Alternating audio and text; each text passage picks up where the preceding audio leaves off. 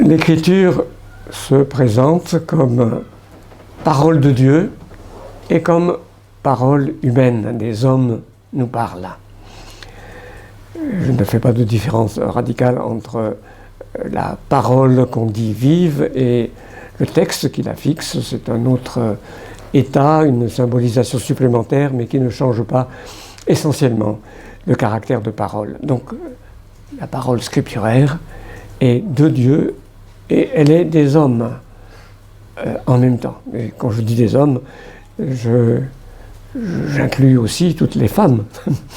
Il y a, je pense, non seulement des textes prophétiques qui sont rapportés, comme les paroles de Myriam au moment de l'Exode, mais je pense que les probabilités sont très très fortes pour que ce soit une femme qui ait écrit le Cantique des Cantiques.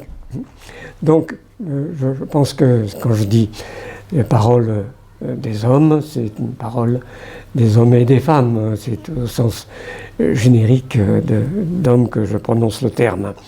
Donc, l'Écriture se présente comme parole humaine, et c'est ce que cela entraîne pour l'interprétation que je vais essayer de présenter dans les minutes qui viennent.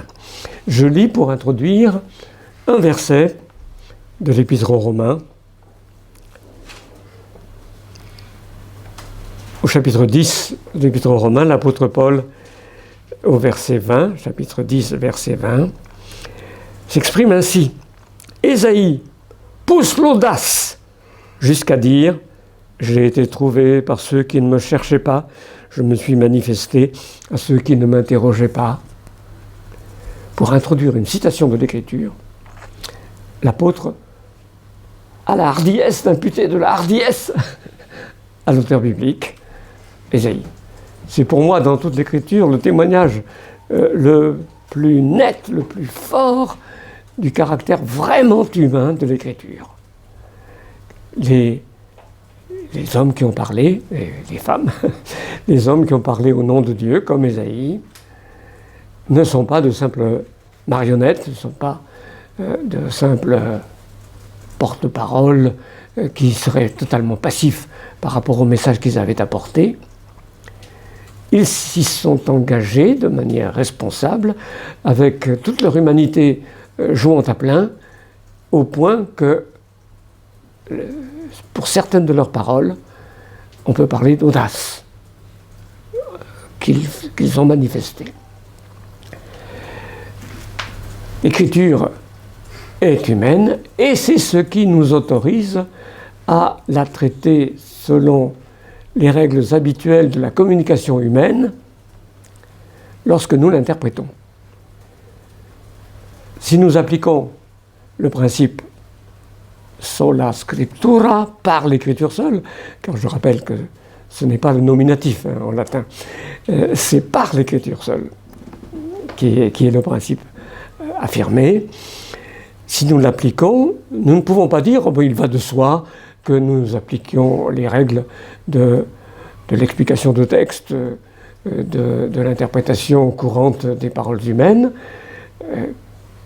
C'est parce que Dieu lui-même a choisi de nous parler à la façon humaine, par des hommes, qu'il a laissé être authentiquement des hommes, dans l'accomplissement de leur ministère, que nous avons le droit d'appliquer à ce qui est la parole de Dieu en même temps, les règles qui concernent l'interprétation des paroles humaines. Quelles sont-elles? Comment déterminer? Surtout que nous aurons à nous rappeler qu'il s'agit de paroles humaines en même temps que de paroles divines. Un autre exposé va montrer quelles sont les conséquences de l'inspiration divine de ces écritures, mais il y a présent à notre esprit toujours la pensée que tout ce qui est humain ne va pas s'appliquer, surtout humain déchu, humain pécheur, qui serait incompatible avec la pleine divinité. Alors il y a, me semble-t-il, d'abord les règles originelles et ordinaire de la communication.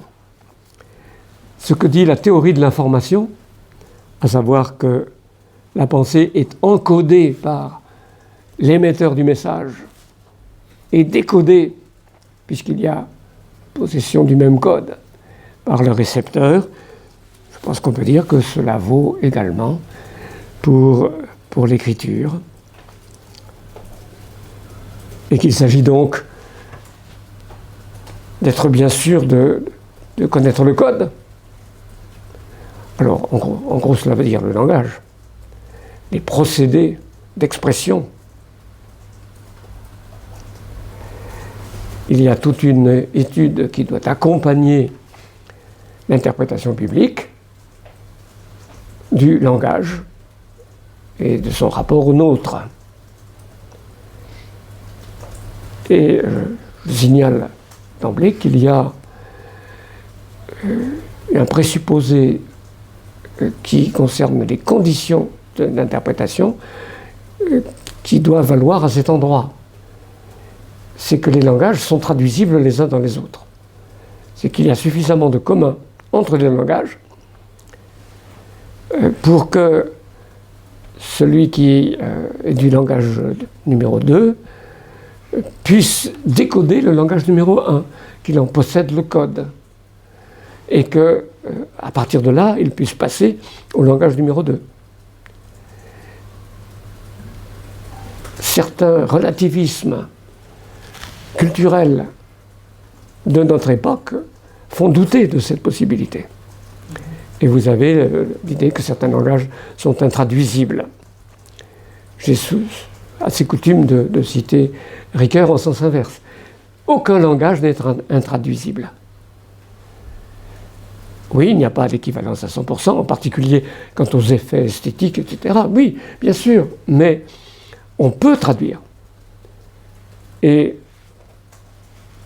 les grands auteurs de n'importe quelle culture, même la plus éloignée de la nôtre, peuvent nous faire vibrer. Des traducteurs sont capables de nous donner vraiment un juste sentiment de ce qui s'est exprimé à des siècles de distance, à des milliers de kilomètres de là où nous sommes. Il y a assez de communauté qui est fondée sur la communauté de création, qui correspond à la vision biblique de l'unité du genre humain, qui est présupposée si l'on admet la possibilité même de l'interprétation. Mais donc, dans les procédures, il y a acquisition des langages, des langues et des langages. Nous dépendons en grande partie de savants qui ont fait l'investissement de l'étude hébraïque et de l'étude du grec koiné biblique pour notre interprétation de la Bible. Il y a un aspect collectif dans ce travail d'interprétation. Nous ne pouvons pas tous être des hébraïsants et des hellénistes de très gros calibre, mais l'ouvrage est collectif d'interprétation. Et cela fait partie des conséquences de l'humanité de la Bible, selon son autoprésentation même, que nous devons faire l'investissement, au moins collectivement, des langues, des langages. Dans la mesure où il s'agit de textes, il y a d'ailleurs aussi des procédures qui n'appartiennent pas vraiment à l'interprétation, mais qui sont très proches de la philologie, qu'il faut prendre en compte l'établissement du texte le plus probable. À partir des manuscrits pour les textes anciens, c'est une étape inéluctable. Et l'écriture n'échappe pas à cette contrainte du travail d'interprétation des textes anciens. Et puis il y a la relation au contexte, dont nous reparlerons plus tard. Il y a la détermination du sens par l'auteur, dont j'ai parlé, qui fait partie des règles de la communication humaine en général. Alors, je l'ai souligné, le problème, c'est que tous ne reconnaissent pas ces règles de la communication humaine,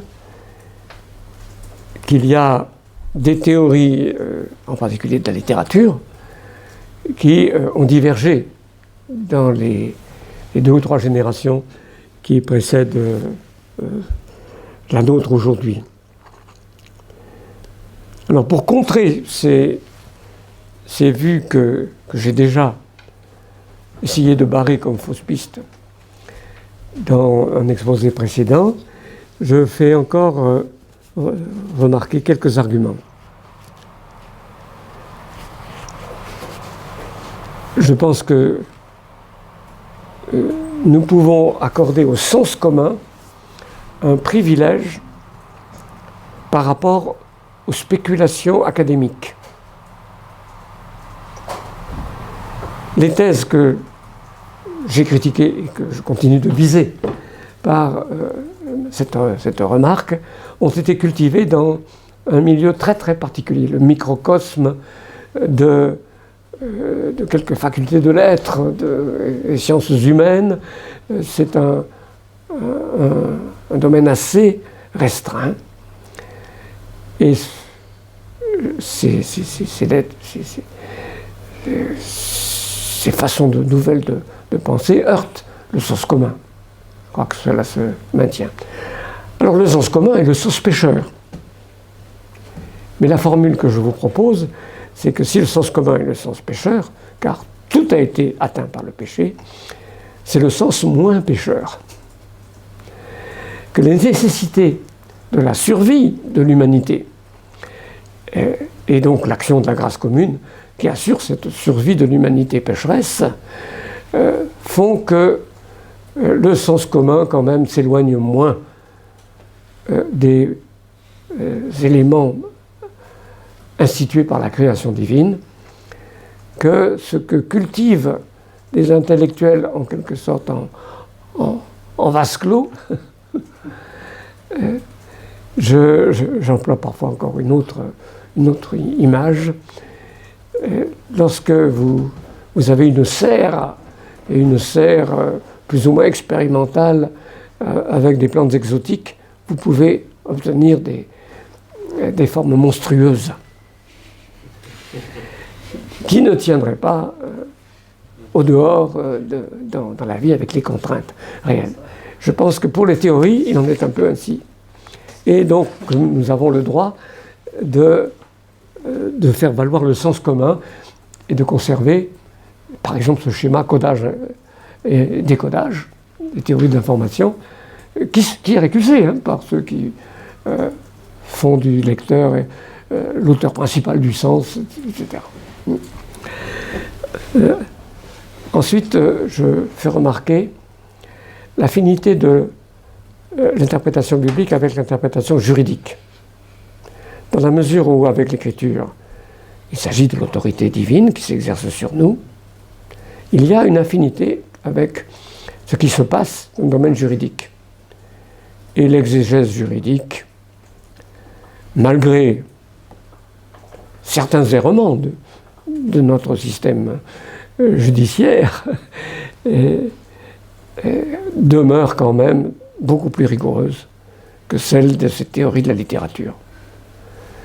Lorsqu'il y a de tels intérêts en jeu, et peut-être la vie ou la mort de certaines personnes, on est obligé de serrer les textes de près et de déterminer, par exemple, le sens exact des mots, le rapport au contexte, d'une façon qui ne soit guère contestable.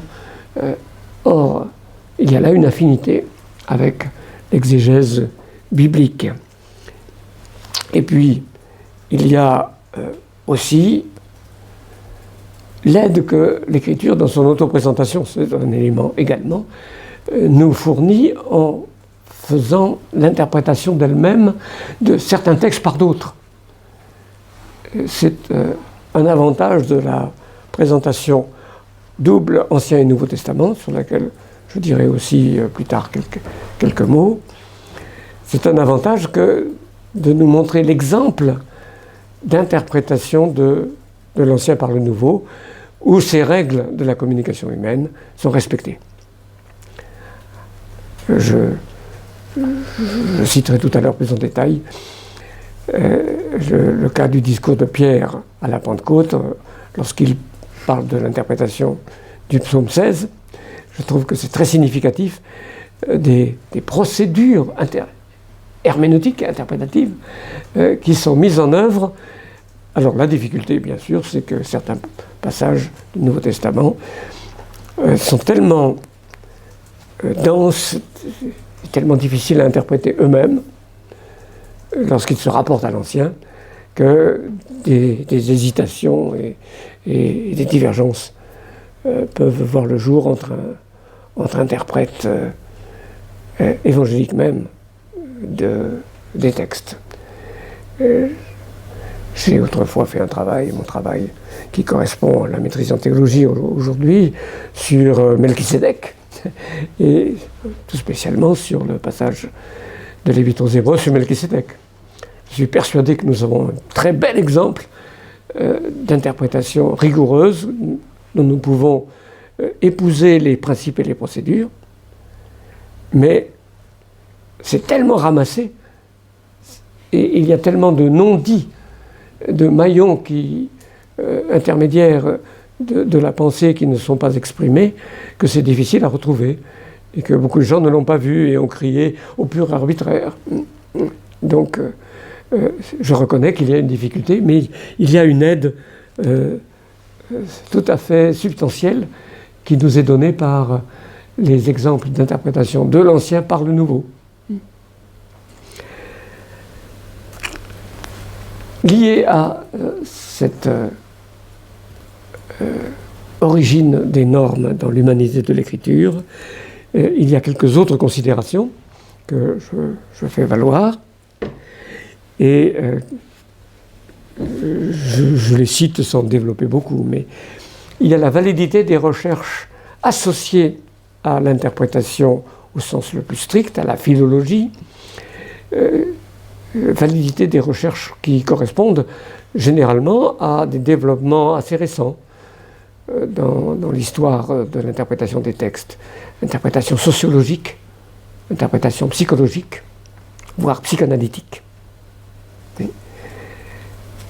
Du fait que l'écriture est humaine, il ne me semble pas interdit d'envisager aussi l'application de telles considérations à l'étude de l'écriture.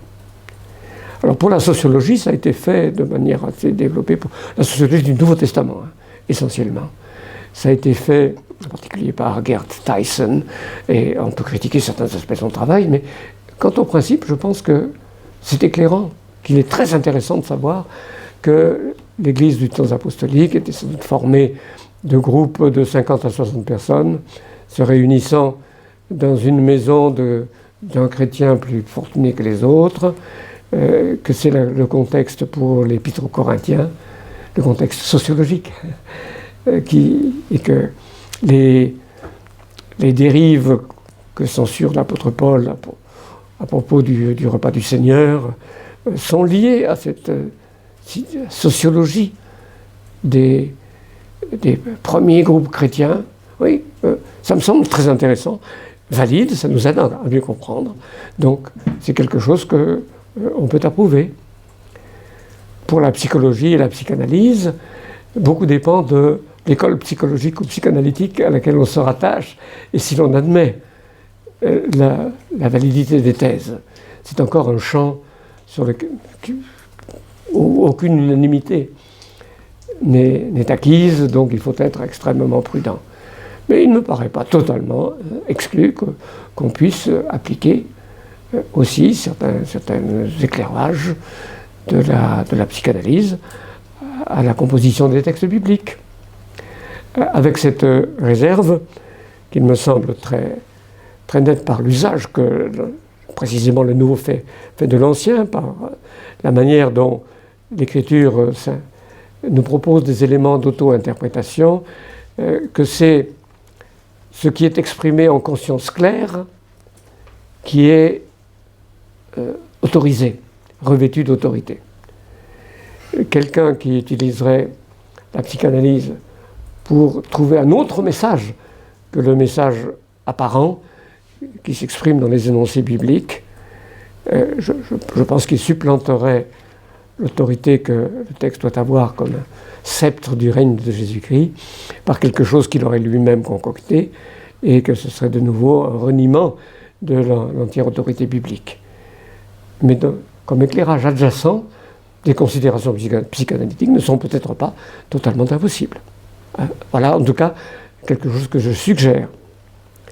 Puis il y a la question de tous les registres du langage.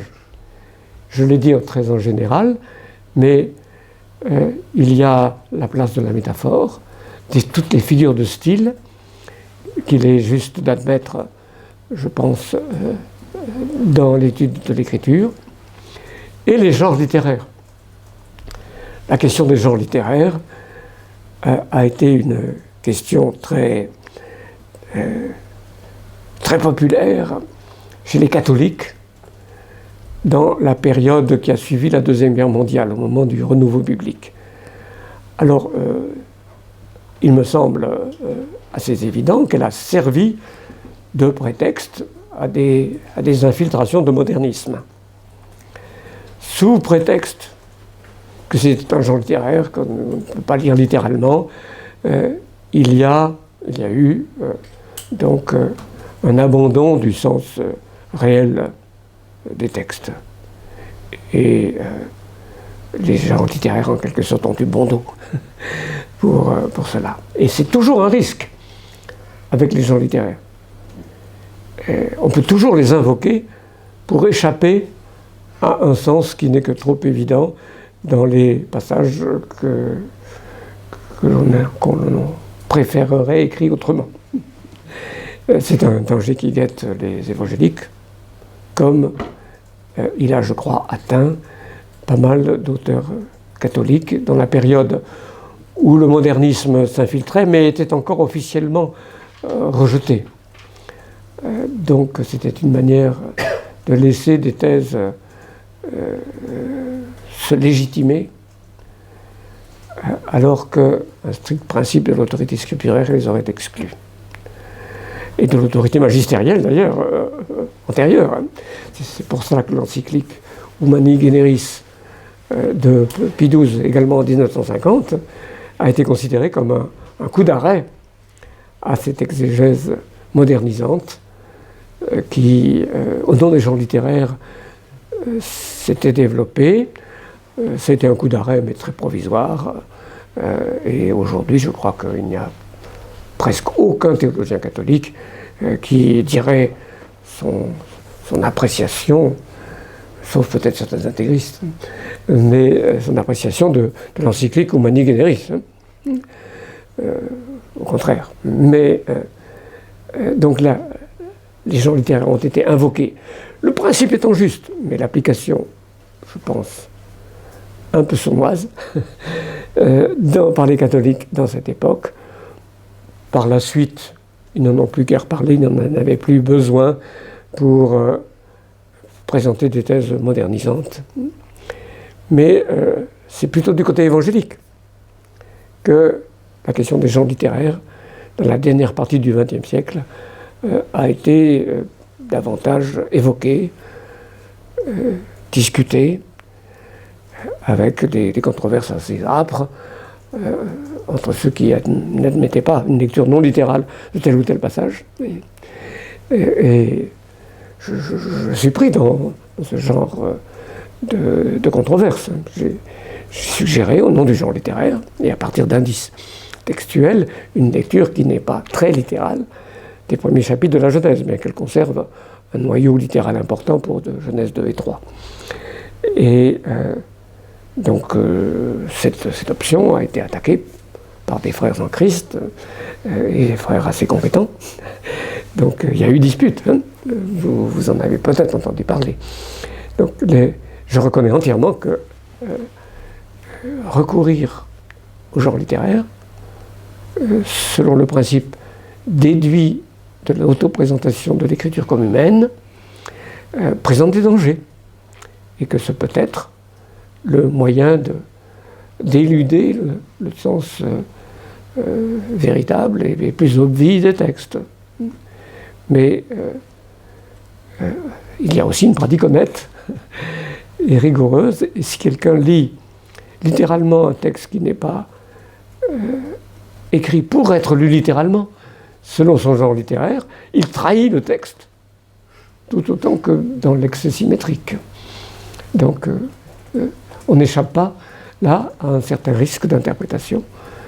Il s'agit de travailler avec prudence et loyauté.